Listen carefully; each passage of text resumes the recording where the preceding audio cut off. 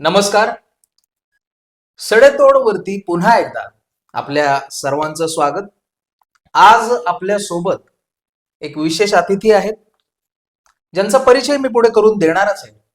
मात्र गेल्या काही दिवसांपासून म्हणजे सीजेपीचं आंदोलन ज्या पद्धतीने देशामध्ये उभं राहिलं, ज्या पद्धतीने तरुण पेठला, जेनझी जी पिढी सर्वात आपण म्हणूयात की अतिशय थिल्लर जी समजली जात होती किंवा लोक तसं जज करत होते किंवा बेजबाबदार समजली जात होती, त्या पिढीने जे परिवर्तन घडवलं आणि त्याच्यानंतर आता सगळ्या भारतामध्ये, सगळ्या देशामध्ये, महाराष्ट्रामध्ये, सगळ्या मोठमोठ्या शहरांमध्ये आंदोलनं सुरू झाली. जेन अल्फा उतरली, लहान लहान लेकरं शाळांमध्ये.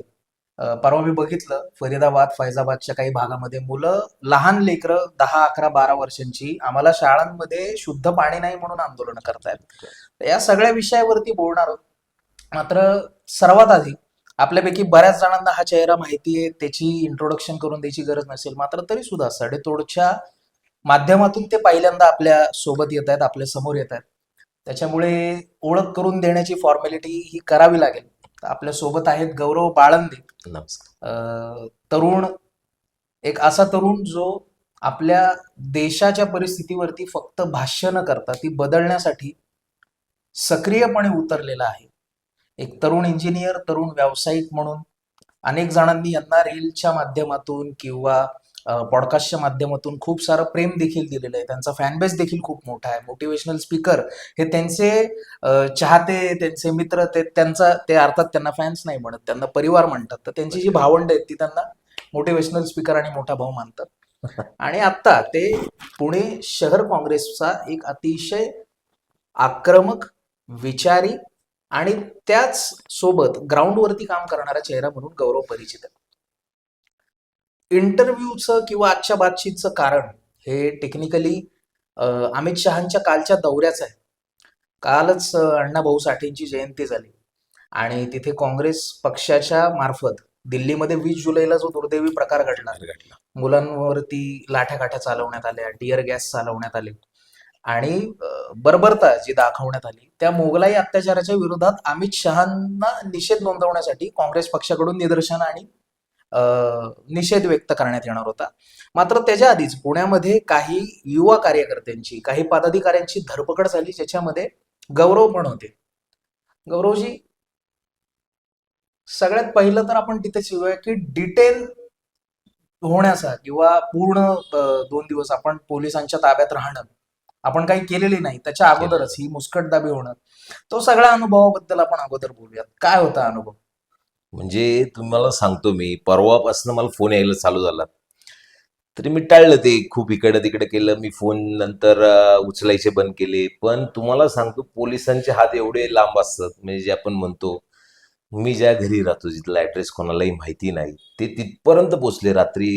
तुम्हाला सांगतो, आपण सगळे ऐकलं असेल, रात्री तुमच्या घरावर बेल वाजती, तेव्हा माझा पहिला ठोका चुकला की म्हटलं पोलीस पोचलेली आपल्या घरी आता. तेव्हा मला थोडी भीती वाटली आणि मी बाहेर दार उघडल्यानंतर तुम्हाला सांगतो, जवळजवळ जसं गुन्हेगाराला उचलतात, जवळजवळ 8 ते 9 पोलीस माझ्या दारात थांबलेले. खाली 2 पोलीस, एक गाडी इकडे लावलेली. माझ्या एंट्रन्स बघितला असेल तू कसा आहे, एक गाडी इथं होती, एक गाडी इथं होती. म्हणजे का मी पळून नको जायला मग. खाली जिन्यामध्ये 2 जण होती, इथं घ्यायला 7-8 जण होती. म्हणजे अशा प्रकारे तुम्ही, म्हणजे मी गुन्हेगार आहे किंवा तुम्ही म्हणताल तर मी खूप मोठा गुन्हा केलाय, अशा प्रकारे त्यांनी मला ट्रीट केलं. राजकीय कार्यकर्त्याला म्हणजे ताब्यात आज घेण्यासाठी आपण सराईत सराईत गुन्हेगारासारखं आम्हाला ट्रीट करण्यात आलं. माझी आई, ऑब्व्हियसली कोणीही घाबरणार जेव्हा घरी एवढी लोक येतात, सगळे एवढे धिप्पाड. आणि ते बघितल्यानंतर सगळ्यांचं काज ठोका चुकलं. म्हणजे माझी आई एकदम घाबरली शेवटी जेव्हा असं काही होतं. आणि ती टायमिंग चुकीचा होता त्यांचा, की म्हटलं आला आम्ही गुन्हेगार आहे का? आम्ही आतापर्यंत, म्हणजे आम्ही लढतोय देशासाठी, देशाविरुद्ध नाही लढत आहे. आणि देशासाठी लढणाऱ्या माणसांची आज किंमत, आणि तुम्ही त्यांना असं ट्रीट केलं जातं. त्या दिवशी कुठेतरी वाटलं, आपण एवढे दिवस सगळ्यांनी ऐकलं असेल की ह्यांना डिटेन केलं, ह्यांना उचललं गेलं. तो अनुभव मी परवा दिवशी घेतला. माझ्या चेहऱ्यावरनं दिसत असेल, अजूनही झोप नाही. म्हणजे कसे ताण दिसतोय कोठडीतला जो काही ताण असेल किंवा म्हणजे अक्षरशः झोप नाही. 18-19 तासाच्या वरती आम्ही तिथं बसलेलो. बरे जेवण करून ठेवलेलं मौन नाही. तर मी तुम्हाला सांगतो, मला परवा दिवशी जवळजवळ 3-4 लाच उचललं असतं त्यांनी मला. एकदम गोड चांगल्या भाषेत पोलीस बोलत होते की तुम्ही 2 मिनिटं या आणि नोटीस घेऊन जावा. 2 मिनिटं या तुम्ही पोलीस चौकीत. मला असे फोन येत होते. म्हणजे आता मी अच्छा. पोलिसांची नावं घेत नाही. परवापासून की तुम्ही या 2 मिनिटं घेऊन जा. पण मला माहिती होतं की तिथे गेल्यानंतर आपली काही सुटका नाहीये. तरी मी 5-6 तास कसे बसे काढले. पण त्यांनी जे शोधायचं होतं मी तुम्हाला सांगतो अक्षरशः आमच्या सगळे नातेवाईकांना फोन केले. माझ्या जवळचे मित्र यांनी कुठनं नंबर काढले मला माहित नाही. माझ्या जवळजवळ 10-12 मित्रांना फोन केले. जेव्हा माझा फोन स्विच ऑफ झाला, मी फोन स्विच ऑफ करून टाकला त्यानंतर. त्यांनी जिथनं कुठनं शोधत शोधत शोधत रात्री 12 वाजता माझ्या घराची बेल वाजली. आणि मग मला जावं लागलं. तिकडे गेल्यानंतर बघतो तर गोड गोड गोड गोड एकदम गोड बोलत बोलत बोलत गेल्यानंतर पहिले फोन काढून घेण्यात आले आमचे. अच्छा. त्यानंतर मग एका रूममध्ये बसवण्यात आलं. रूमच्या बाहेर पोलिस ठेवण्यात आली. कोणाला भेटून देत नव्हते ना. कुठला रिपोर्टर आतमध्ये येऊन म्हणजे कोणालाच काय कळून हे द्यायची हे नव्हती की त्यांनी तुम्हाला आम्ही उचलले. आणि त्यांच्या हातात अक्षरशः लिस्ट होती. आमच्या युवक काँग्रेसच्या 7 जणांची लिस्ट मी बघितली हातामध्ये. सीपी ऑफिसमधनं त्यांना ती लिस्ट निघलेली की पहिले ह्यांना तुम्ही ताब्यात घ्या. हे कुठेही दिसले नाही पाहिजे. त्यातले 2 जण सापडले नाही. 5 जण आम्ही त्यांना कुठनं ना कुठनं आमच्या कार्यकर्त्यांना कुठनं कुठनं उचलून आणलं मी तुम्हाला सांगतो. आणि असे करत करत तिथं आणल्यानंतर मग बघतो तर साहेबांनी गोड बोलत बोलत बोलत बोलत ज्या प्रकारे आमच्यावर त्यांनी सगळ्या गोष्टींवर बंदी घातली. त्यानंतर केलं की आपल्याला आता काही सुटका नाही. पुढचे 24 तास तरी सुटका भेटत नाही. जोपर्यंत अमित शहा दिल्लीमध्ये उतरत नाही अच्छा. तोपर्यंत आमची इथनं सुटका नाही. मग बसलो मग तिथंच. फोन नाही हातात काय नाही. कोणाला कॉन्टॅक्ट करायची सोय नाही. कोणाला कॉन्टॅक्ट करून देत नव्हते. वकिलाशी पण नाही बोलू. कोणच नाही. तुम्ही काहीच करू शकत नाही. आम्ही टॉयलेटला जरी गेलो तरी तिथं मागे एक जण की तिथनं तुम्ही पळून नको जायला. अच्छा. एवढी भीती जर आज अमित शहाला वाटत असेल एका साधे युवक काँग्रेसच्या कार्यकर्त्याची तर तुम्ही विचार करा ही लोक घाबरलीत किती. आणि देशाची आज कुठल्या लेवलला परिस्थिती गेली की यांना साधे साधे कार्यकर्त्यांची भीती वाटायला लागली. आज तुम्ही दिल्लीमध्ये जाऊन सेशन चालू आहे. आज आपण बघितलं लोकसभेमध्ये तुम्ही तिथं खरं तर तुम्ही जबाबदारीत की तिथे तुम्ही बसून त्यांना उत्तर दिली पाहिजे. अपोजिशन लिडरवाले जे कोण असतील तुम्ही एवढ्या मोठमोठी गोष्टी घडतात ते जंतर मंतरवर. अक्षरशः आमोश मला सांगताना परत एकदा तू बोलताना मला काटा आला. मी तुला दाखवलं पण आता नाही, आणि दुसऱ्यांदा माझ्या अंगावर काटा येतोय. असॉल्ट रायफल्स, नाही बघा. बंदुका पोरांवरती रोज. ऍक्च्युली डोळ्यात असं बघून आपण सगळेच रडलो असेल. सगळ्यांनी बघून सगळ्यांना त्रास झाला असेल. मलाही त्रास होत होता. माझ्या आईला त्रास होता. या आपल्या सगळ्यांच्या आयांना त्रास झाला. सगळ्या कार्यकर्त्यांना सगळ्या लहान लहान मुलांना. तुम्ही लहान लहान पोरं तर बघितलं असेल अक्षरशः खालच्या भाषेत जाऊन आज मोदींना शिवे देतात ते. ज्या प्रकारे तुम्ही महिलांचे विनयभंग केले त्या लाठीचार्जमध्ये तुम्ही बघितलं. म्हणजे तुम्ही त्या गोष्टीची संधी उचलली काय म्हणजे नाही तिथं हात लावले महिलांना. तुम्ही काय केलं आपण ते सगळे व्हिज्युअल बघितले. खरं ते नाही, एकदम- चौकशीचा SITचाच विषय जो काही लाठी मार झाला. कारण त्याच्यामध्ये पण कुठला पोलीस, मी माझ्या अख्ख्या आयुष्यामध्ये कुठलाही पोलीस असा नाही बघितला जो बियर्ड ठेवतोय, 100 कर्ली हेअर्स आहेत आणि म्हणजे पोलीस चप्पल घालून. वाटतही नव्हते अशी माणसं कॅज्युअली मुलांवरती हे लाठी सगळे हल्ला करत. RSS आणि बीजेपीचे कार्यकर्त्यांना तुम्ही संशयास्पद प्रकार होता. ऑफिशियली तुम्ही त्यांना राईट्स दिलते की तुम्ही काट्या घ्या. तुम्ही हेल्मेट घाला आणि तुम्ही डायरेक्ट हाना मारे चालू. आणि आता तुम्ही- संघाचे दंड असावेत तशा लांब संघाचे- काठ्यांनी मुलांना मारलं. RSS ची जी काही सुद्धा काठी on होती record. जी काही काठी असते RSS ची जे तुम्ही घेऊन चालता ती काठी आत्ता सगळ्या जनतेला कळलं की कुठं वापरली गेली आणि कुठं वापरली जाते. ती ऍक्च्युली कोणासाठी वापरायला पाहिजे होती. पण तुम्ही बघितलं ही जी सगळ्या संस्था आहेत RSS आणि बीजेपी या सगळ्या देशाविरोधी काम करत आलेले आहेत. स्वातंत्र्यापासून आपण बघितलं कुठल्याही गोष्टींमध्ये स्वातंत्र्याच्या कुठल्याही मुवमेंटमध्ये त्यांचा सहभाग नव्हता.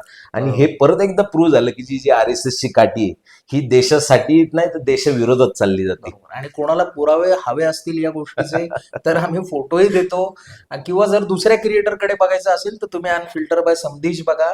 त्याच्या त्या एकूण तासाभराच्या सगळ्या रिपोर्टमध्ये 2दा ती काठी आपल्याला दिसली आहे. 6 फुटाची ती काठी आहे आणि त्याने दणादण मुलांच्या हातापायांवरती. इंटरव्ह्यू चालू व्हायच्या आधी तू मला फोटो दाखवले हो, जे AK-47 आणि येते ते तू व्हिडिओ चालू असताना लाव त्याला म्हणजे फोटो. तो बॉर्डरवरती म्हणजे वापरायच्या जसे काही बंदुका. देशद्रोही त्या दिल्ली लोकसभेवर आलेत आणि तुम्ही त्या ज्या प्रकारे तुम्ही पोझिशन घेतले आपलेच हे तुम्ही ज्यांच्यावर बंदुका रोखल्या त्यांनीच तुम्हाला निवडून दिले. त्यांनीच मतदान टाकलं ना फर्स्ट बीजेपीला टाइमर वोटर्स हिंदुत्व म्हणून. आणि तुम्ही ज्या प्रकारे इंटरनेटचा पुरेपूर चांगला वापर करून तुम्ही त्यांना त्यांच्या आयुष्यामध्ये आणलं. त्यांचं जे काही मतदान तुम्ही घेतलं त्यांच्याच विरोधात तुम्ही जे AK-47 तू फोटो लावतो आपला इंटरव्ह्यू चालू असताना की तुम्ही त्यांच्या समोरच त्या बंदुका रोखल्या. त्यात ऍक्च्युली असं रिपोर्ट पण आहे की AK-47 चालवली पण गेली वाटतं कुठेतरी, बिहारमध्ये बिहारमध्ये चालवली बरीच गेली, मुलं जखमी पॅलेट झाली. गन वापरले गेल्या. म्हणजे हे देशद्रोही नाहीत ना, ह्यांनीच मतदान केलं ना तुम्हाला सगळ्यांना, आणि तुम्ही त्यांच्याच विरोधात आज.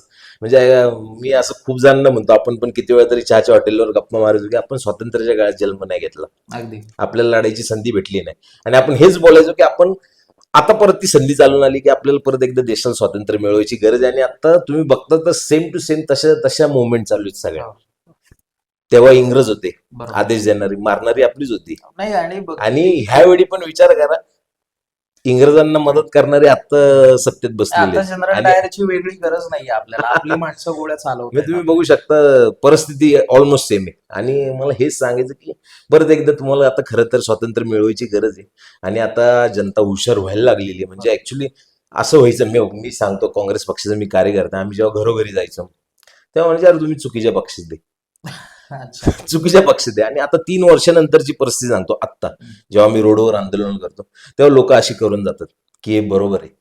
आता लोकांना कळायला लागला याचा फरक की नक्की तुम्ही चाललंय काय, आणि आपण कशामध्ये अडकलो होतो, आणि यांनी आपल्याला कशामध्ये अडकवलेलं लोक मान्य करतायत. मान्य करायला लागलीत आता लोक. आणि आणि या सगळ्याचा अनुभव आपण घेतला काल अमित शहा आलते परवा दिवशी रात्री. पुणेकरांनी अक्षरशः horn वगैरे पुणेकरांनी वाजवून खूप मोठं स्वागत केलं बरेच- त्यांचं हॉर्न वाजून.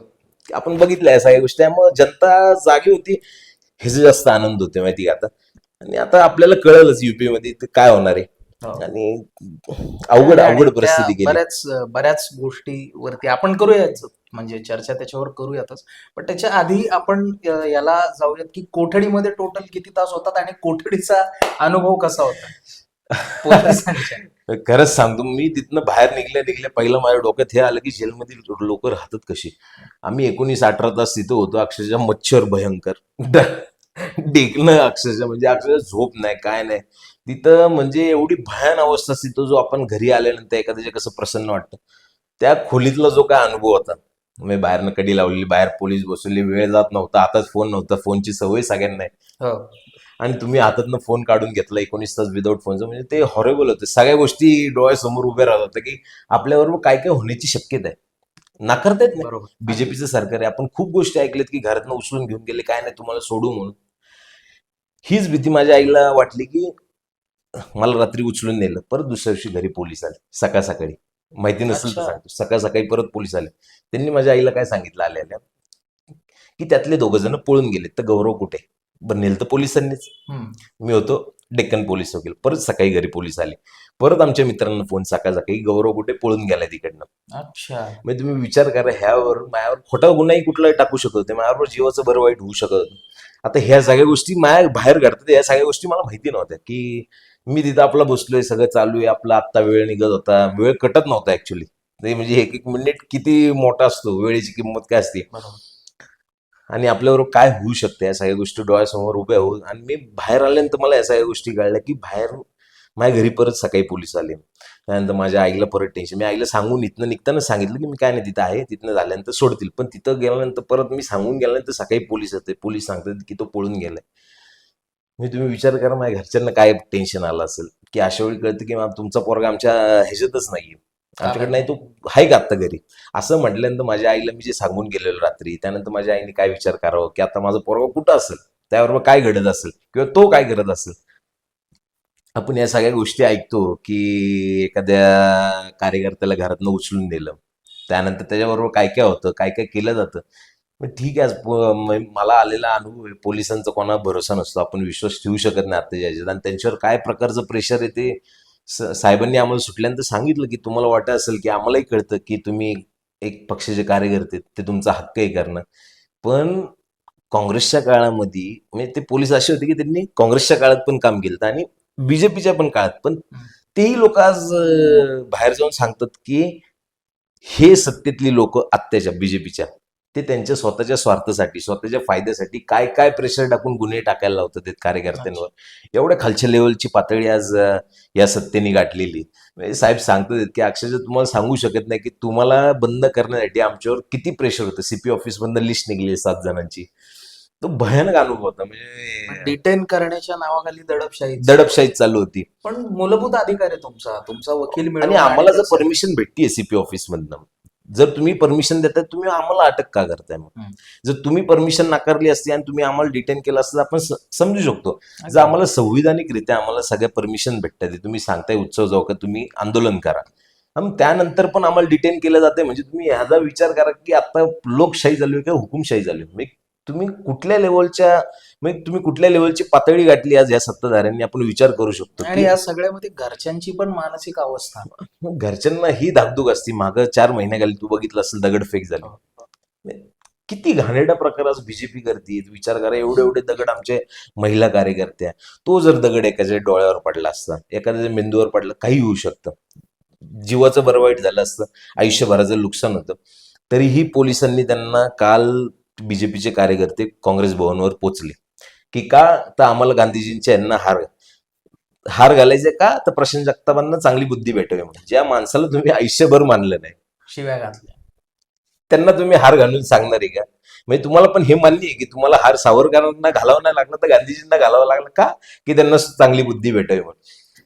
तुम्हाला फरक कळत असेल या गोष्टीचा. आणि ही गोष्ट आता बीजेपी वाले मान्य करायला लागलीत की गांधीजींना हार घातल्याशिवाय कुठलीही गोष्ट पुढे जाऊ शकत नाही. तर या सगळ्या गोष्टी झाल्या आणि भयानक अनुभव होता खूप. माझ्या चेहऱ्यावर अजून पण दिसत असेल, काल सोडले मला रात्री, पण ते जे काय होतं, तो काय जो फेज होता, ते काय मी काढली ते 19 तास, म्हणजे अक्षरशः भयानक होती, भयानक. काही होऊ शकत होतं, देवाच्या कृपेने झालं नाही. पण मी सांगतोय, ठीक आहे, आम्ही ह्या जनतेसाठी लढायला तयार. लाखासाठी एक जीव गेला तो गौरव बाळांदे असेल, ठीक आहे, मी तुला खूप दिवस झाले सांगतोय, मी काम धंदे करतो, सगळं करतो, पण जी परिस्थिती बघतं मला असं वाटतं की ह्या जनतेसाठी एक गौरव बाळांदे गेला तर काही हरकत नाही. आणि जनतेला हेच सांगायचं त्या माध्यमातून की तुम्ही हुशार होणं गरजेचं आहे. तुम्ही ह्यांच्या हिंदुत्वाच्या नावाखाली जे काय प्रकार करतात ते, यांना बळी पडू नका. शेवटी सगळ्यांना गरज ही शिक्षणाची पडते. आणि आपण आत्ता जिथं बसलोय तिथनं हाकेच्या अंतरावर कोणाचा वाड आहे तुलाही माहिती आहे. शिक्षणाची काय गरज असते, का शिक्षण महत्वाचं आहे, आणि आपले विद्यार्थी कशासाठी लढत होते, आणि आज आम्ही काँग्रेसचे कार्यकर्ते कशासाठी लढणार होतो आणि त्यांनी आम्हाला डिटेन केलं. शेवटी शिक्षण हा आमचा मूलभूत अधिकार आहे, बरोबर. त्यासाठीच आम्ही सगळे लढत होतो. आणि त्या गोष्टीसाठी तुम्ही तिकडे जावं नाही म्हणून म्हणजे का, तर तुम्ही नाही लढायचं. म्हणजे शेवटी असं म्हणतात, मला असं वाटतं की RSS आणि ज्या बीजेपीला आहे ना, एक पिढी खराब करायची. शेवटी भांडवलशाही चालू झाली. बरोबर. अडाणी अंबानी त्यांचे जे काही मोठमोठे प्रोजेक्ट उभे राहतात, ते काम कोण करणार खालच्या लेवलचं? सगळेच जर शिकले, सगळेच जर अधिकारी झाले, Foot सगळेच soldiers खुर्च्या पाहिजे. सगळेच खुर्च्यांवर बसायला लागले, तर मग खालच्या लेवलची कामं कोण करणार? हे माझा विचार आहे हा, की भांडवलशाही जेव्हा जास्त वरती डोकं काढायला लागते ना, तेव्हा एक पिढी खराब होत असते. आणि तोच प्रकार आता चालू आहे. आणि ती हीच पिढी आहे, जेनझी आणि मिलिनियल आणि जे काय पुढच्या आहेत त्या, की त्यांना ती पिढी खराब करायची. तुम्ही शिकला नाहीत, काही दिवस तुम्ही हिंदुत्वाच्या नावाने नारे टोकताल, मग शेवटी विषय इथं आला. बरोबर. काम करणंच आहे ना, मग करा 12,000 15,000 तुम्ही हिंदुत्व 14 पण तुम्ही राम मंदिरातली चोरी असेल, बद्रीनाथ धाम मधले घोटाळे असतील, तर हिंदुत्वाच्या मुद्द्याचा पण त्यासाठी वेगळा व्हिडिओ करावा लागेल, त्यासाठी 1 तास अजून द्यावा लागेल आपल्याला. म्हणजे काय त्या विषयावर लेवलचं. आपण बोलूयात कधीतरी. पण आता त्या एका पिढीचा विषय चालला की मिलेनियल, जेनजी आणि जेन अल्फा या 3 पिढ्यांना ताब्यात घेण्यासाठी म्हणा किंवा वैचारिक गुलामगिरीमध्ये ढकलण्यासाठी म्हणा, हे सगळे प्रयत्न आले.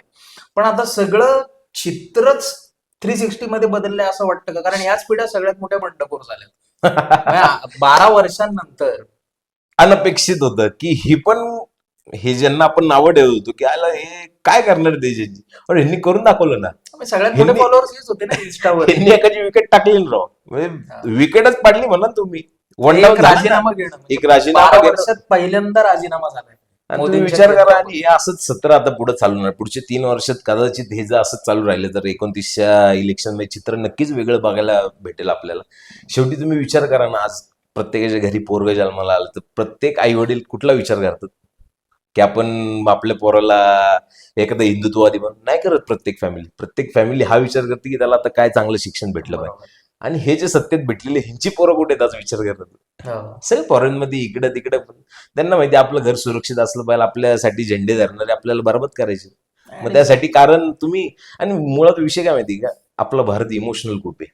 खूप. आणि त्याच आणि- जोडून सत्तेतल्या लोकांचेच म्हणजे आता नावं सांगता येणार नाहीत, पण नॉर्थ ईस्ट मधल्या एका भाजप खासदाराची पुतणी, काही आमदारांची मुलं ही जेनझी प्रोटेस्ट मध्ये होती. होती होती हा ज्यांचे तोंड आई वडील घरचे तोंड मामा झाकून मामी हे भाजपमधले. तोंड झाकून येत आणि हा. आत्ताच आपण हे चालू करण्याच्या आधी आपण एक बघितलं पप्पू यादव जे खासदार पप्पू होते यादव त्यांच्यावर आता यांच्यावरती हल्ला आता चाकू झालेला आहे. हल्ल्याचा प्रयत्न झालेला चाकू हल्ल्याचा काय फक्त त्यांनी काय दाखवलं त्यांनी एक छोटासा प्ले केला म्हणजे मी म्हणतो मी काल हा विचार करत होतो त्यांचा प्ले बघितल्यानंतर की राजकारणी खूप चांगले ऍक्टर पण असतात क्रिएटिव्हिटी क्रिएटिव्हिटी ज्या प्रकारे ते हे करतात खूप की चांगले इन्फ्लुएन्सर पण म्हणजे त्यांनी असतात. हे दाखवलं त्यांनी हा. समोर पेटी ठेवलेली आणि त्यात जे पैसे टाकवले हो. ते पैसे ते त्यांच्या हातातनं उचकून आणि ह्या हिंदुत्ववाद्यांनी त्यांना चांगला एकदम रंग की तुम्ही रामाचा अपमान केला वगैरे का करतील तुमच्यापेक्षा सर्वात जास्त कडवट हिंदुत्ववादी आम्ही आहे.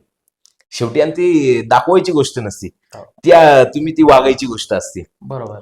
तर तेच प्रकार झाला आणि त्यांच्यावर हल्ला आला तुम्ही विचार करा या एवढ्या खालच्या लेवलला जर गोष्टी चालल्या असतील तर ह्या गोष्टी खरं तर जनतेने तुम्ही थोडंसं इमोशनल साईड तुमची बाजूला ठेवून तुम्ही प्रॅक्टिकल विचार केला पाहिजे या सगळ्या गोष्टीचा हिंदुत्व त्यांना कळालेलंच नाहीये. कारण तसं असतं तर त्यांना कदाचित माझ्या नजरेतनं बघाल तर सगळ्यात मोठा हिंदुत्ववादी नेता हा महात्मा गांधी आहेत. महात्मा गांधी म्हणजे म्हाताला रघुपती पण राघव राजाराम पतित पावन सीताराम. आणि म्हणजे शेवटच्या श्वासाला पण त्यांनी रामांचं नाव घेतलं हे राम म्हणून त्यांनी जीव सोडला जाती व्यवस्था म्हणजे जी स्वातंत्र्य चळवळ ही एका इलिट क्लास पुरता मर्यादित होती. मर्यादित समाजाच्या सगळ्या थरांमध्ये नेली त्या माणसाने. नेली. अतिशय सोपं मुठभर मूठ तुम्ही मीठ उचललं तर काय त्याने घडलं हे आपण बघितलेलं आहे पुढं. म्हणजे सशस्त्र क्रांती चळवळीबद्दल पण रिस्पेक्ट आहे, HSRA बद्दल पण रिस्पेक्ट आहे.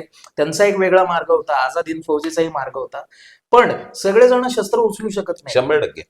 काही जणांना खरी मीठ उचलावं लागतं, मीठ त्याचा उचलावं इम्पॅक्ट लागतं. देखील खूप मोठा होतो. खरे खरे आणि खरे त्याच्यामुळे मला वाटत नाही की हिंदुत्ववाद्यांना गांधी कळाले असते तर कदाचित मंदिरं लुटायची गरज पडली नसती. नाही नाही ऍक्च्युली कसं माहिती आताच्या जनरेशन दोन्ही साईड वाचाव्या तुम्ही मग कळलं असेल मी का म्हणतो की पूर्वग्रह न ठेवता दोन्ही हा, म्हणजे मग गांधी वाचा, सावरकर पण आम्ही वाचा. सांगतोय म्हणून आम्ही पक्षाचे कार्यकर्ते म्हणून म्हणत नाही की तुम्ही काँग्रेसला समर्थन करा पण तुम्ही इतिहास वाचा दोन्ही साईडचा लेफ्ट साईड वाचा बरोबर. राईट साईड वाचा तुम्हाला अक्कल येईल कारण की ज्यांची हे खूप शाबूत आहे चांगले आता त्यांना कळतं की काय काळा आणि काय पांढरा आपण प्रोटेस्ट मध्ये बघितलं की जे Stand out चुकीचं आहे ते करतायत. चुकीचं त्यांनी बरोबर. ते कुठल्या भाषेत नेलं ते आपण सांगायची गरज नाही ती हे हा, नाही म्हणजे पण या- तुम्ही ह्या दोन गोष्टी वाचा आणि आवर्जून वाचा मी म्हणतो तुम्ही सर्वात पहिले हे राईट वाचा हा. राईटिस्ट जे असतील ते सगळे वाचा आणि मग शेवटी लेफ्टिस्ट वाचा अडचण येत असेल तर मी म्हणतो सावरकरच वाचा. सावरकरच वाचा पण त्याच्यामध्ये एक सांगतो 1857चं स्वातंत्र्य समर हम्म. हे सावरकरांनी लिहिलेलं फार वेगळं. म्हणजे त्यांचं सगळं साहित्य एकीकडं आणि 1857चं स्वातंत्र्य समर एकीकडं. बरं म्हणजे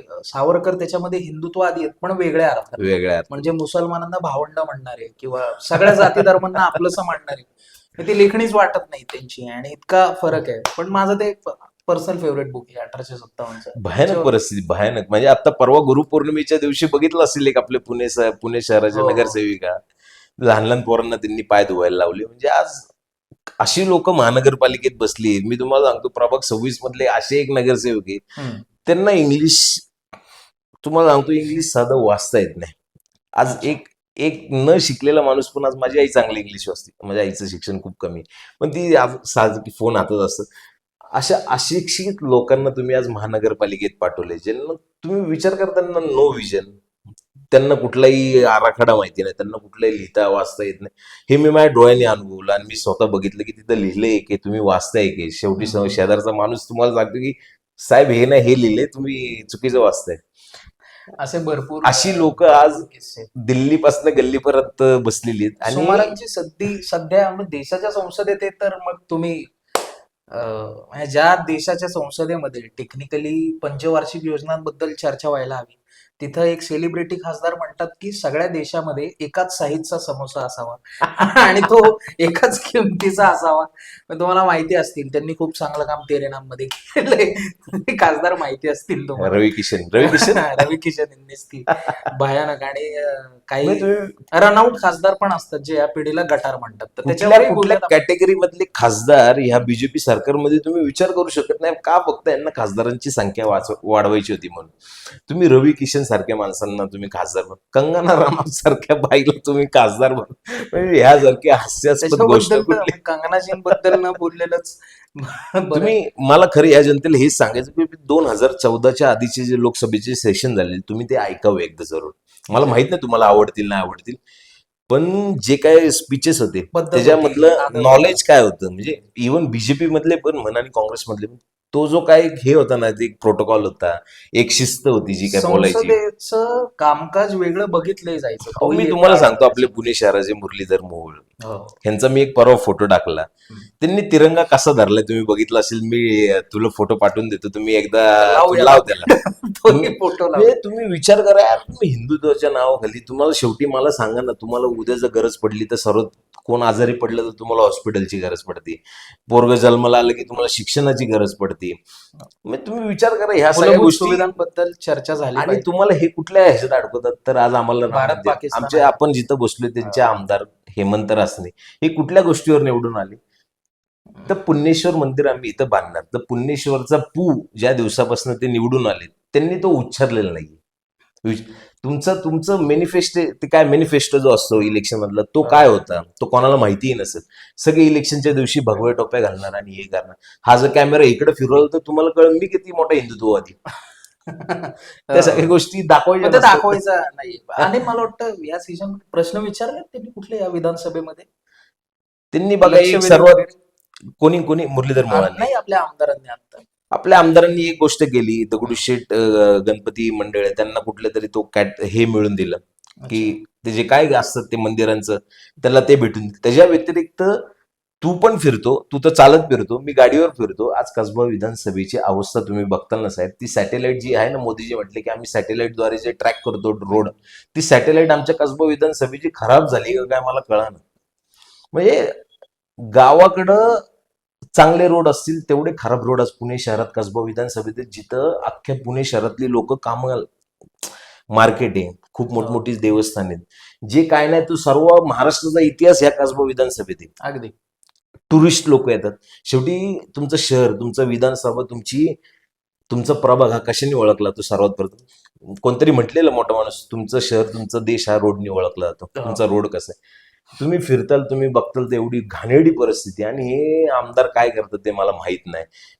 अख्खं बीजेपीचं पुणे शहरामध्ये नगरसेवक आहे, कारण की ह्यांना अभ्यासच नाहीये कुठल्या गोष्टीचा. ह्यांना स्वतःचा ना कुठला विचार आहे. हे सगळे कुठल्या तरी लाटेतनं निवडून आलेले आहेत. ह्यांना स्वतःचा चळवळीतला नगरसेवक, चळवळीतला आमदार आणि चळवळीतला खासदार काय असतो, जॉर्ज फर्नांडिस.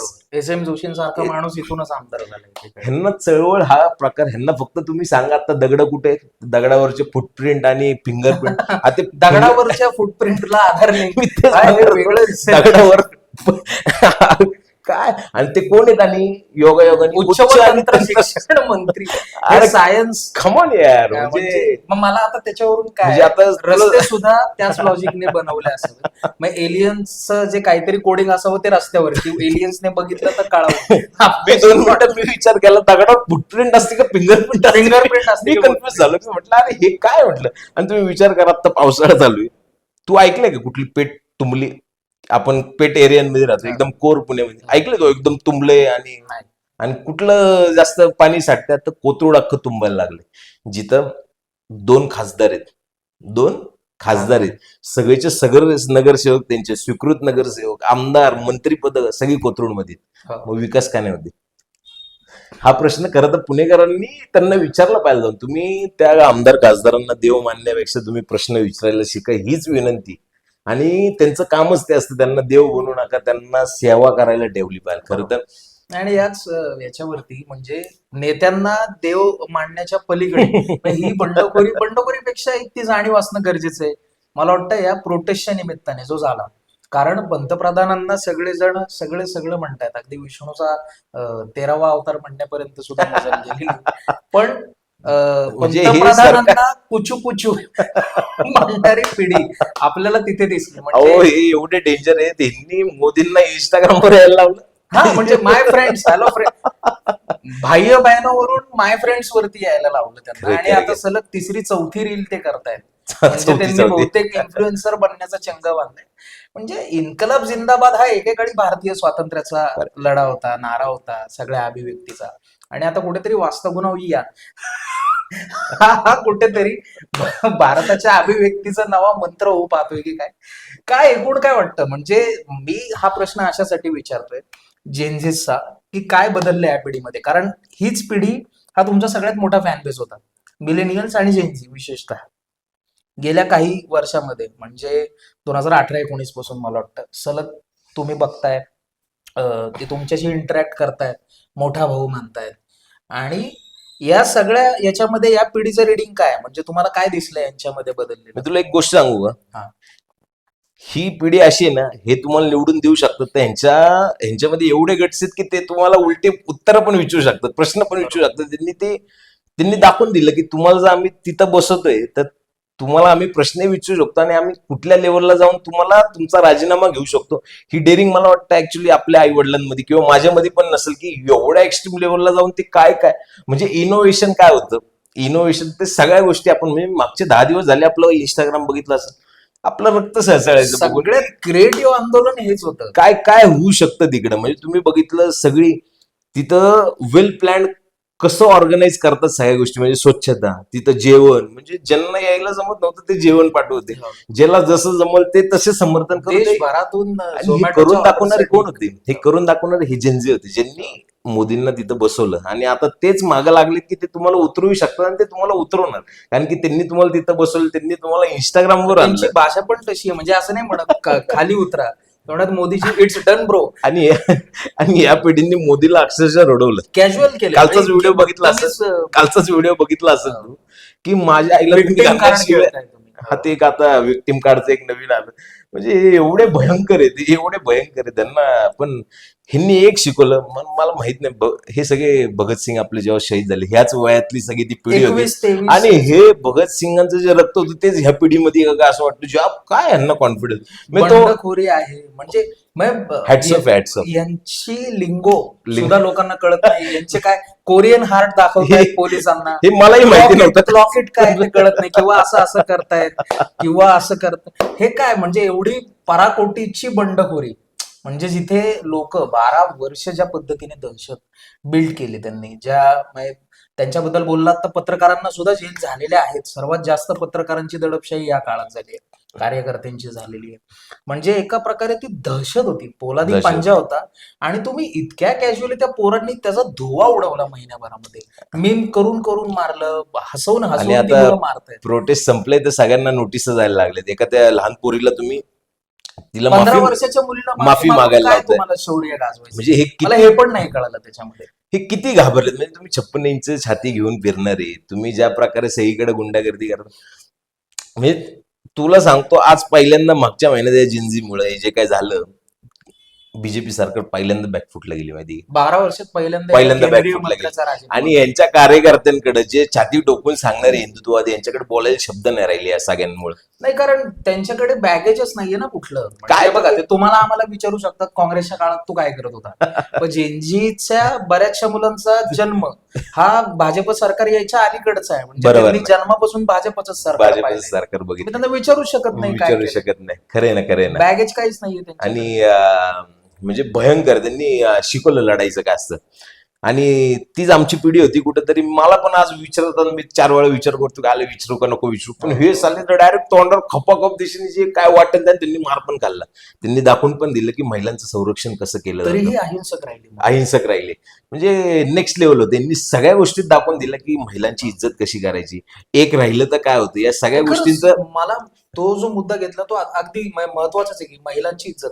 दिल्ली सारख्या शहरामध्ये दिल्ली सारख्या शहरामध्ये हजारो मुली त्या लाखभर मुलांमध्ये आल्यात आणि त्या रस्त्यावरती झोपतायत, पण एकाही मुलीला इन्सिक्युरिटी नव्हती. आणि आपण किती व्हिडिओ बघितले महिलांचे की आम्हाला अजिबात अनसेफ वाटत नव्हतं कुठं. आम्ही रात्रभर होतो. तर ही ताकद आहे यांच्यामध्ये. आणि जर ते तुम्हाला तिकडे बसू शकतात तर 2029ला ते त्यांना आता खाली उतरल्याशिवाय राहणार नाही. कारण की त्यांनी तो मार खाल्लेला आहे. मी काल पोलीस चौकीत होतो, तिथं जंतर मंतरवर मी तुला मगाशी सांगतो, तुला लिटरली सांगतो, त्या माणसाचे दोन्ही गुडघे एवढे फाटलेले. मी तुला भेटवल त्या माणसाला, तू त्या माणसाची बोलताय अशी. हे अख्खं फाटलेले, ते जखमा भरत नाहीत अजून, अख्खं पिवळं पाणी पडवतो माझ्या समोर, पण तो भेटायला आलता आम्हाला. अख्खं इथनं बघशील तर हे सगळं काळं निळं, अजून काळं निळं. त्यांनी दाखवलं मला. तुम्ही सगळ्यांचा व्हिडिओ बघितला असेल. जो बनियनवर जो माणूस होता, जो ओरड होता, त्याला रक्त इथनं डोक्यात नाही, तो आपल्या पुण्याचा होता, तो तिथं होता पहिल्या दिवसापासून. तर त्या माणसाचे गुडघे अजून पण भरलेले नाहीत. ह्या नेक्स्ट लेवलला तो म्हटलं मला कितीतरी मीटर त्यांनी ओढत नेलं फरफटत जेव्हा त्याचे गुडघे फाटले. तो काल आम्हाला पोलीस चौकीत भेटायला आलता, की फक्त का तुम्ही ज्यांच्या विरुद्ध लढताय त्यांच्यासाठी तुम्हाला डिटेन केलं म्हणून त्याचं एक हे होतं, एक की त्याला वाटलं की नाही, हा, की ह्या भेटायला गेलं पाहिजे. तो माणूस भेटायला आला. विचार कर, म्हणजे एवढं खालच्या लेवलला जाऊन त्याची जर तुम्ही पाठ बघताल तुम्हाला सहन नाही होणार. एवढं घाण आहे, सगळं फाटलेलं, अख्ख्या बरगड्या वगैरे सगळ्या, एवढ्या जखमा त्याच्या अंगावर. मी एवढे दिवस त्या ह्याच्यात बघत होतो इंस्टाग्रामवर की त्या जखमा काय होतं. मी त्या काल डोळ्याने बघितल्या. त्याचे ते उपचार करायला तो असंच साधा माणूस एकदम कुठेतरी काम करतो, पण हा त्याचा उपचार सगळे ते विद्यार्थी करतात मिळून त्याचं सगळं. लंगडत लंगडत गाडीवर आलता बसून बिचारा, पण शेवटी देशासाठी चालू आहे सगळं. कारण की सहवेदना महत्वाची आहे या सगळ्यांना. आणखी काय वाटलं की या मुलांकडनं शिकण्यासारखं आहे? जसं की मुद्द्याला मनोरंजनाची जोड देणं पद्धतीनं त्यांनी केलं. म्हणजे आंदोलन कसं होऊ शकतं. एवढे दिवस आपण आंदोलन बघितली फार की सिरियस गोष्ट म्हणून Serious. दिसते आंदोलन. हे तिथं नाचतात हो. हे तिथं गाणी म्हणतात, हे Reel फुटबॉल बनवतात. खेळले, कबड्डी खेळली, अजून काय काय केलं. कोणी रील बनवले, Memes बनवलेले आहेत Memes बनवल्या. त्याच्यावरती. म्हणजे कोणीतरी मला ती रील फार महत्वाची वाटते. कोणीतरी म्हटलं की यांना चायनाकडून फंडिंग येतं. चायनाकडनं तर funding मुलांनी येतं. काय त्या आरोपावरती कोणीतरी आपल्या तुमच्या आमच्या सारख्या वयाच्या लोकांनी काय केलं असतं? प्रत्युत्तर दिलं असतं. पण तुम्ही ती रील बघा, त्याच्यामध्ये ती मुलं चहा पित आहेत तिघ जण एका अमृततुल्ल्यावरती, आणि ते चहा पिऊन झाल्यावर फोन करतायत शी जिनपिंगला, अरे शी आम्ही चहा चहा पिला पिलोय, कटिंग बघितलं. स्कॅनर पाठवतो आणि पैसे पाठवतो. म्हणजे सोशल मीडियाचा चांगल्या पद्धतीने कसा वापर करावा कोण- चांगल्या गोष्टीसाठी. ते त्यांचं माध्यम आहे. म्हणजे म्हणजे- व्हॉट्सअप, फेसबुक हे टेक्निकली आजच्या सरकारचं आहे. तुम्ही त्यांच्यावर आरोप लावले, त्याला उत्तर कुठल्या पद्धतीने द्यायची. जर त्यांच्या जागी मी असलो असतो तर मी कॅमेरा काढला असतो, मी बोललो असतो पण ते की ओरडून असं. लावतात पण मुलं. त्यांनी प्रॉपर एक्झाम्पल देऊन त्यांनी सगळ्या गोष्टी दाखवून दिल्या की कशी उत्तरं द्यायची असं.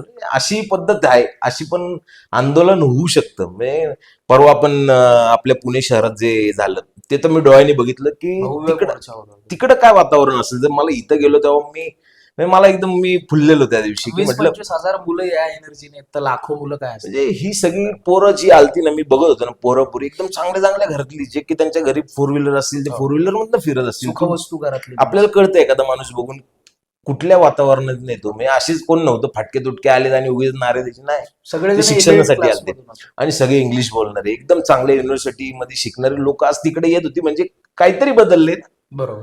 काहीतरी बदलले याचा अर्थ. ती लोक कधी घरातनं बाहेर पडली नव्हती ते जो वर्ग किळस की त्यांना ज्या वाटायचं की याचे आंदोलन राजकारण चाललं. हे अशी काय? अशी आपण लोक बघतो. आम्ही आज आंदोलन करतो, आम्ही बघतो हे काय चाललंय, का करताय तुम्ही असे. ती लोक रोडवर दिसत होती आपल्याला. म्हणजे मला त्या दिवशी सुख वाटलं जरा की लोक जागृत होतात ते बरोबर. की ह्यांना काय पडले, आपले पार्ट्या करणार, हे फिरणार, ह्यांना कॅफेमध्ये जायला लागतं. आपण बघतो त्या क्लासमधली लोक जे आपल्या पुढची पिढी, आपण तर खूप आधीची, ती पोरं बाहेर येत होती आणि त्यांचं आंदोलनाची पद्धतच वेगळी. पोस्टर मी विचार करू शकत नाही असले काय काय लिहिलेले पोस्टर. सुचतंय कुठनं. कोणी असं मोदीचा चेहरा इथं आणि इथं अडाणी किस करतो, इथं अंबानी किस करतो. म्हटली कुठे सगळ्यात क्रिएटिव्ह आंदोलन होते. सगळ्यात बेस्ट होतं, बेस्ट होतं. म्हणजे लोकांचं मला वाटतं रक्त जे थंड झालं ना 12 वर्षात, ते गरम करायची प्रश्न गरम विचार करायचं काम ह्या आंदोलनाने झालं. पण चांगली गोष्ट झाली. काँग्रेसवर येऊया त्याच्यानंतर, की राहुल गांधीने म्हणजे प्रियंकाजींनी तर वाबडे काढलेच, खूप चांगल्या पद्धतीनं शब्दांचा मार दिला. पण राहुल गांधींनी पंतप्रधान आवासासमोर म्हणजे जी शेवटची वीट पडायची होती ती राहुल गांधींनी तिथे पाडलेली दिसली. पंतप्रधानांच्या घराबाहेर तुम्ही आंदोलन केलं आणि तुम्ही आता सगळे ज्या पद्धतीनं भाजपला ठोसा देत आहे, आक्रमक होताना दिसते काँग्रेस. हे जे उत्तर खरं तर जनतेला दिसतंय की आता काँग्रेस पक्षच रोडवरचा आहे, काँग्रेस पक्षच हा रोडवरचा आहे. आणि आता परत लोकांना हे कळायला लागले की ह्यांच्याशिवाय काही होऊ शकत नाही. कारण की लोकांचं म्हणणं तू ऐकलं असशील की ह्यांच्यापेक्षा हे बरे होते.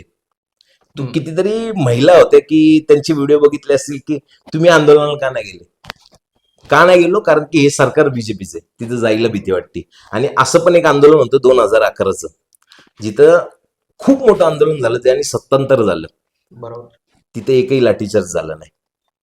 तर हाच विषय की ज्या प्रकारे, कारण की हे जर दोन व्यक्ती उत्तरच देत नसतील जनतेला, तर शेवटी दुसरं ऑप्शन काय राहतो. तुम्ही त्यांच्या घरातच जाणार ना, तुम्ही त्यांच्या घराबाहेरच जाऊन प्रश्न विचारणार ना, अजून कुठं गेलं पाहिजे. आजपर्यंत हे दोघं जण आता सेशन चालू असताना तिथं आले नाही. मग ह्यांना उत्तरं मागायची कुठं गेलं पाहिजे. मग ह्यांच्या घरीच गेलं पाहिजे. सेक्शन मध्ये, रीलच्या कमेंट सेक्शन मध्ये आपण उत्तर मागू शकतो. रील मधून उत्तर आता तिथं मागू शकतो. Hello friends. Hello friends. तर त्या प्रकारे राहुल गांधी लढतात. म्हणजे राहुल गांधींना ज्या प्रकारे जेवढे पैसे त्यांनी बदनाम करायला लावले, ते पप्पू कॅम्पेनच त्यांचं म्हणजे फेलच झालं त्याच्यावर. आणि ते सगळे आता सगळ्यांचे पप्पा झालेले, म्हणजे बीजेपीचे पप्पा झाले, बीजेपीचे पप्पा झालेले. आणि हे सगळं केलंच मी तुला सांगतो, माझं ते इंस्टाग्राम उघडून दाखवलं ना तुला, एवढं घाणघण शिव्या येतात. म्हणजे आता मी ते शिव्या देऊ पण शकत, आता एक जस्ट मी तू यायच्या आधी मी उघडलं इंस्टाग्राम, एवढ्या खालच्या लेवलला जाऊन शिव्या देतात. आपण आता ते बघत नाही जे. पण तो रेशो बदललाय का ट्रोल करणाऱ्यांमध्ये आणि सपोर्ट करणाऱ्यांमध्ये? 100%, 100%. जे ट्रोल करत होते, जे राहुल गांधींना शिव्या देते ना, आज ते 50 ते 60% लोक आज ही बदललेली, त्यांना वाटायला लागले की आपण चुकीच्या माणसाला बोललो. कारण की ज्या प्रकारे तो माणूस आज मेस्सी बरोबर बोलू शकतो. हम्म. कोणाबरोबर? मेस्सी बरोबर. तुम्ही ते ह्याच्यात साधं इंग्लिश बोलू शकत नाही. मोदी जेव्हा बाहेरच्या देशात जातात तेव्हा तुम्हाला बोलता येत नाही, तुम्ही सारखं ओढाताणी करून Harassment. कमन यार. अरे भारत आहे आपला. ह्या भारत देशाला मनमोहन सिंग, एपीजे अब्दुल कलाम जिथं रिस्पेक्ट होतात, तुम्ही बघितलं असेल, एक इंटेलेक्च्युअल पंतप्रधानांची उभे राहून टाळ्या वाजवल्या जायचे तिथे यांच्या आपले भाषणानंतर. अटलजी पण म्हणजे हा, अगदी obviously, सगळेच obviously. सगळेच मग कोणी एक नाहीच, जे काही झाले म्हणजे त्या इंदिराजी असो राजीवजी असो.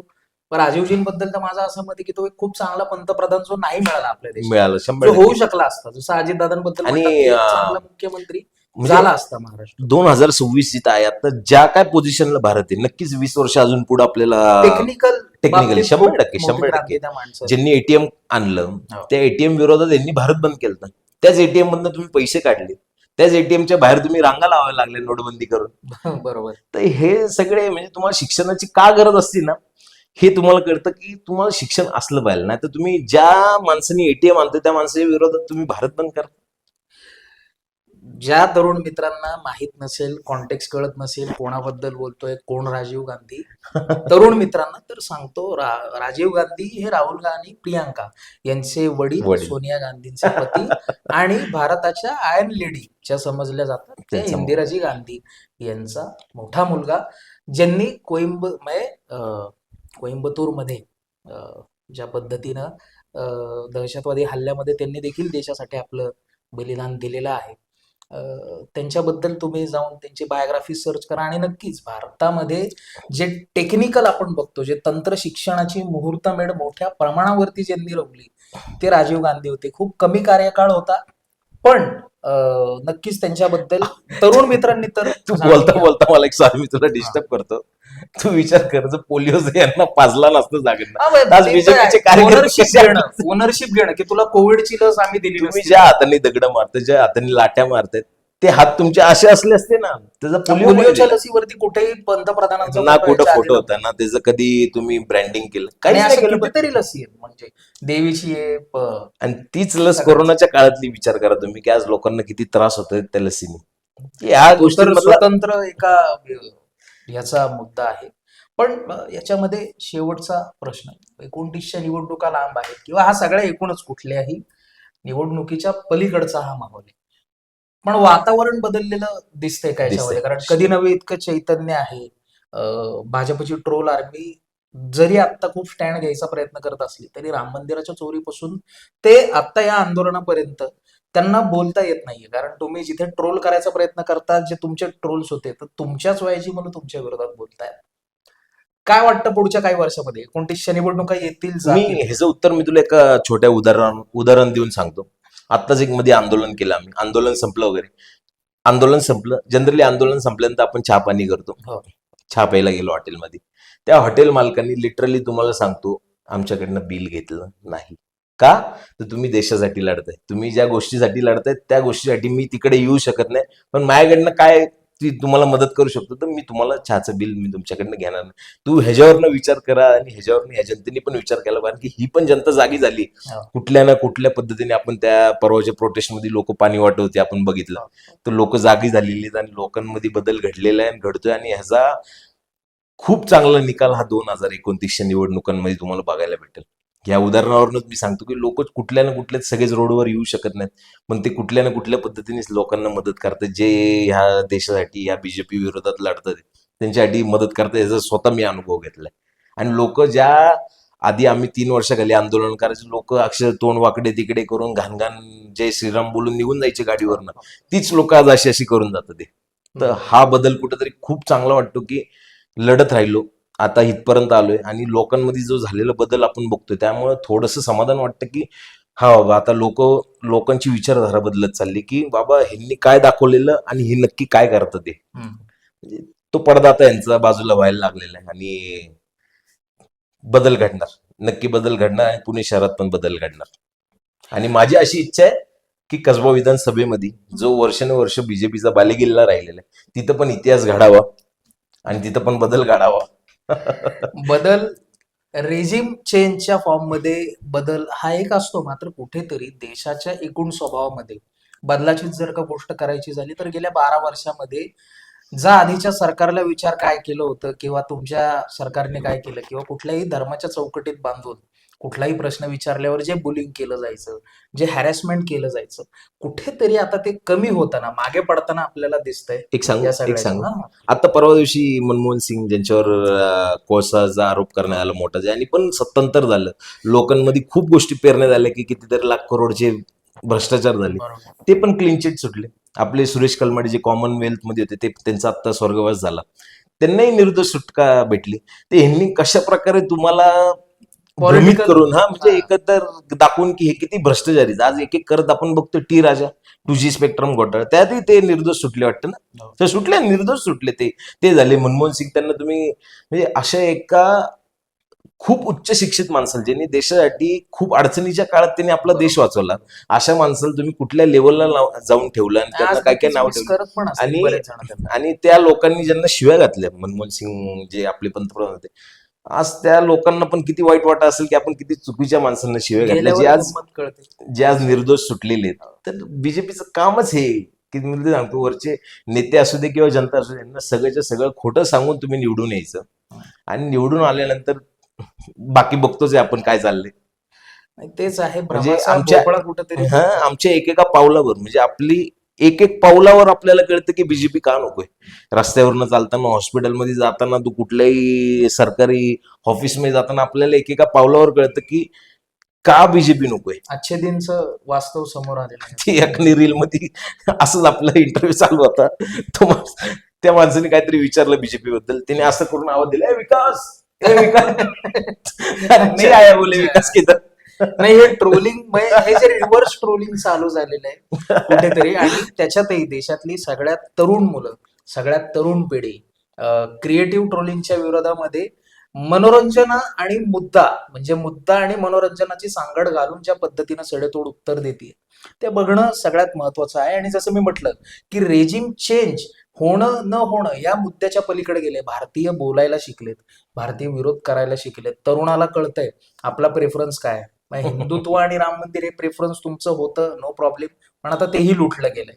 म्हणजे तुम्हाला कुठल्या वेगळ्या जेंगीज खान किंवा बाबरची गरज नाहीये. तुम्हाला तुमचीच माणसं लुटायला फार आहेत. हे मुलं आता ऍक्सेप्ट करतायत, तरुण ऍक्सेप्ट करतोय.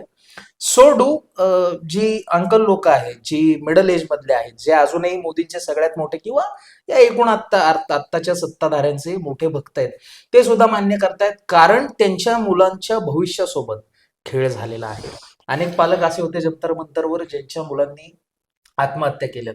दुसऱ्यांच्या मुलांचं नुकसान नको यासाठी ते आलेले आहेत. त्याच्यामुळे एकूणच चित्र हे कुठेतरी ज्या पद्धतीने पूस देश बदलतोय असं वाटतंय. मी परत सांगतो, सरकार बदलणं न बदलणं इतका छोटा विचार हा नाहीये.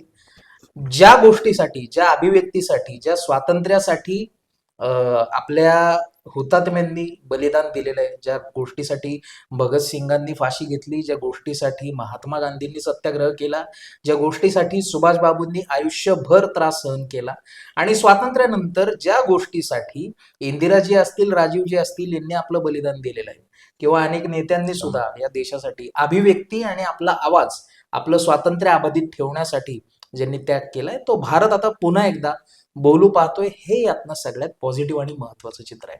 या एकूणच बातचीत विषयी, या बोलण्याविषयी तुमच्या सगळ्यांचं काय मत आहे, काय प्रतिक्रिया आहे, आम्हाला आमच्या कमेंट सेक्शन मध्ये नक्कीच कळवा. आणि सडेतोडला लाईक, शेअर, सबस्क्राईब करायला विसरू नका. हे एकूणच धन्यवाद गौरव, तुम्ही फार वेळ दिला यासाठी, आणि तुमचा काय असेल तर अनुभव या सगळ्या बातचीत विषयी. कारण इंटरव्ह्यू पहिल्यांदा करत असलो तरी गौरव आणि आम्ही खूप चांगले मित्र आहोत गेल्या बऱ्याच वर्षांपासूनचे. तर हे फॉर्मली बोलणं आमच्यासाठीच अवघडले पण होतं, पण तरी सुद्धा आम्ही भरपूर बोललो. तर तुमचा थोडक्यामध्ये अनुभव याच्यामध्ये. नक्कीच म्हणजे काय संदेश द्यायचा आहे? नाही, तुम्ही अरे म्हणजे मला आज म्हणजे पुणेकरांना, महाराष्ट्रातील प्रत्येक जनतेला आणि भारतातल्या प्रत्येक नागरिकाला एवढं सांगायचं, इमोशनल होऊ नका. काळ्याला काळं म्हणायला शिका आणि पांढऱ्याला पांढरं म्हणायला शिका. आपल्याला संविधान नावाची एक गोष्ट आपल्या हातात दिलेली आहे, त्यात खूप सारे अधिकार आहेत, हे आपल्याला माहिती नाहीत आणि हे सगळे माहिती करून देत नाहीत का? तुम्हाला हिंदुत्वाचा खूप मोठा पडदा त्यांनी टाकलेला आहे. त्यामुळं आपले इमोशनल, आपण जे काय भावनिक आहोत ते सगळं बाजूला ठेवून आपल्याकडे खूप मोठा रोल मॉडेल आहे. कोण? म्हणजे छत्रपती शिवाजी महाराज. महाराज आहेत आणि आपल्याकडे. आमच्या हाकेच्या अंतरावर ज्यांनी शिक्षणाचा आपल्याला अधिकार दिला, प्रत्येक महिलाला शिक्षणाचा अधिकार दिला, ज्या महात्मा महिला फुलेंचा वाडा आपल्या महात्मा फुलेचा पासून जवळ हाकेच्या आहे. अंतरावर आमच्या शेजारी, ह्या सगळ्या गोष्टी असताना आपल्याला नकोय कोण? म्हणजे हे जे बसलेले सत्तेमध्ये ज्यांना तुम्ही वेगळ्या देव role model मानताय ची गरज त्यांच्यापेक्षा खूप चांगले देव आणि खूप चांगले चाणक्य, ओरिजिनल चाणक्य. खूप सगळे चांगले चाणक्य आपल्याकडे आहेत. त्यांना वाचा, त्यांना तुम्ही अभ्यास करा, तुम्हाला नक्की कळेल की काय चांगलं होतं आणि काय वाईट होतं. आणि संविधान आपल्या ज्या हातात दिलेले आपल्याला डॉक्टर बाबासाहेब आंबेडकरांनी, म्हणजे तुम्ही महाराष्ट्र एक अशी भूमी आहे, तिथनं ह्या भारत देशाचा इतिहास लिहिला गेला. सीजेपीचं आंदोलन पण सीजेपीचं महाराष्ट्रातून आंदोलन जे चालू अभिजित झालेलं तिक्केने आहे. केलं ते आपल्या महाराष्ट्रात, म्हणजे एवढा मोठा इतिहास असताना आपण आपला महाराष्ट्र कोणाच्या हातात दिलाय. महाराष्ट्राला कोणी येऊन हिंदुत्व शिकवायची गरज नाही. आणि महाराष्ट्र 100% करे. तर त्यामुळं त्यांना देव मानणं बंद करा आणि आपल्याकडे खूप साऱ्या मोठमोठ्या व्यक्ती आहेत, त्यांना अभ्यास करा त्यांचा, मग तुम्हाला वाचा. खरं कळेल. त्यांचा अभ्यास करा, तुम्ही वाचा त्यांना, मग तुम्हाला खऱ्या गोष्टी कळतील की आपण आतापर्यंत किती मोठी चूक केली 2012 नंतर आणि आपली किती वर्ष वाया गेली आता. त्या ह्याच्यात आपला भारत कुठं जायला पाहता आणि तो कुठपर्यंत येऊन थांबला. मला वाटतं मागची 10 वर्ष मागं गेला असेल आपला देश. जिथं तुम्ही राम मंदिर बांधलं, ते राम मंदिरात आज काय झाले सगळ्यांना माहिती आहे. पायाभूत सुविधांवर तर आपण बोलतच बोलूच नाही या. आहोत. हा बोलू त्या आपण विषयावर पुढं. आपण स्वतंत्र बोलूया. बोलू बोलू बोलू तुम्हाला 100%. पण तसं हवं असेल, कारण त्यांचा पायाभूत सुविधांवरती गौरवचा अभ्यास हा खरंच ऐकण्यासारखा आहे. आणि तो जेव्हा कागद घेऊन बसतो, डेटा घेऊन बसतो, तेव्हा तर वेगळंच त्यांचं. म्हणजे मी खरं सांगू, आज आपण डोळे उघडे ठेवून आणि कान उघडे ठेवून जगायला शिकलो ना, आपल्याला खूप सारे प्रॉब्लेम दिसतील. अभ्यास तर खूप अजून पुढचं गोष्ट झाली जी सर्वसामान्यांना कळत नाही, पण बेसिक ज्या गोष्टी असतात त्या तुम्ही डोळे उघडे ठेवून जाता येतं बघितलं ना की कळतं, अरे इथं हे होऊ शकत होतं, इथं हे का नाही. बरोबर. आज प्रत्येकाच्या घरातली जमीन चांगली असते, पण मला शिवी आली तोंडात, सॉरी, पण आज रोड का नीट नाहीत बाबांनो, का नाहीये? मी म्हटलं ना, ते एलियन्स साठी इन्क्रिप्टेड तो मेसेज महाराष्ट्र एवढा सारा आपण टॅक्स बोलूया. गोळा करून देतो आपल्या भारत देशाला. त्या भारत देशाच्या सुविधा काय आहेत? महाराष्ट्राला काय त्या टॅक्स आणि हे किती दिवस चालणार? आणि नेव्हर एंडिंग ती सगळी आणि debate आहे ह्याचं त्याच्यामध्ये. सर्वात मोठं कारण हे आपण आहोत की आपण आपल्या नेत्यांना देव मानायला लागलेलो आहोत. त्यामुळे त्यांना देव मानू नका. त्यांना ते आपले सेवक आहेत, त्यांना सेवकपर्यंतच ठेवा आणि त्यांच्याकडनं आपली कामं करून घ्या. हो. तर हीच तुम्हाला सगळ्यांना विनंती होती. आणि तुम्हाला काय वाटलं असेल तर तुम्ही नक्की कमेंट बॉक्समध्ये सांगा. आणि हा आमचा भाऊ आणि खूप कष्ट करणारा माणूस आहे. आम्ही कित्येक रात्र अशी घालवली, जे आमचा क्रांतिकारी अड्डा होता तिथं आम्ही किती गप्पा मारलेल्या देशासाठी, काय करता येईल काय नाही करता येईल. आणि त्यांनी आता स्वतःचं चॅनल चालू केलेलं आहे सडेतोड. तर मला एवढीच अपेक्षा होती की जो माणूस देशासाठी लढतोय आणि जे खरं दाखवायचा प्रयत्न करतोय ते आत्ताच्या काळात खूप अवघड आहे. भावांनो, मी तुम्हाला काल अनुभव घेतला, मी तुम्हाला सांगतो, तुम्ही खऱ्यासाठी भांडू शकत नाही. तीच गोष्ट आज हा दाखवायचा प्रयत्न करतोय. तर नक्की तुमचा सपोर्ट खूप गरजेचा आहे. त्याला लाईक करा, सबस्क्राईब करा, आपल्या मित्रांना सांगा.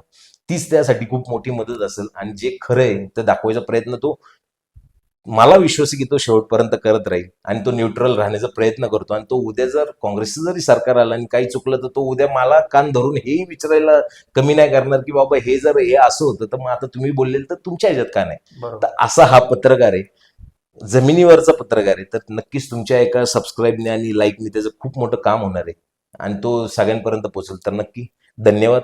खूप खूप धन्यवाद गौरव, आमच्याशी बातचीत केल्याबद्दल. आणि आपण हे बातचीत इथून पुढे करतच राहूया. सडेतोड बोलचा हा भाग तुम्हाला कसा वाटला परत एकदा आम्हाला आवर्जून सांगा. आणि इथून पुढे बऱ्याच विषयांवरती बरेच पाहुणे येत राहतील. मात्र प्रयत्न हा आहे की गौरव सारख्या तरुण आवाजांना सडेतोडचं व्यासपीठ उपलब्ध करून देण्याचा. कारण भारत हा तरुणांचा देश आहे, अभिव्यक्ती ही तरुणांची पाहिजे आणि देशही पुढे तरुण चालवणार आहे. त्याच्यामुळे तरुण आवाजांना आपण त्याच्यामध्ये करूया. आणखी कुठल्या कुठल्या पाहुण्यांशी आपण बातचीत करावी असं तुम्हाला वाटतं ते देखील आम्हाला कमेंट सेक्शनमध्ये आवर्जून कळवा. पाहत राहा सडेतोड. धन्यवाद.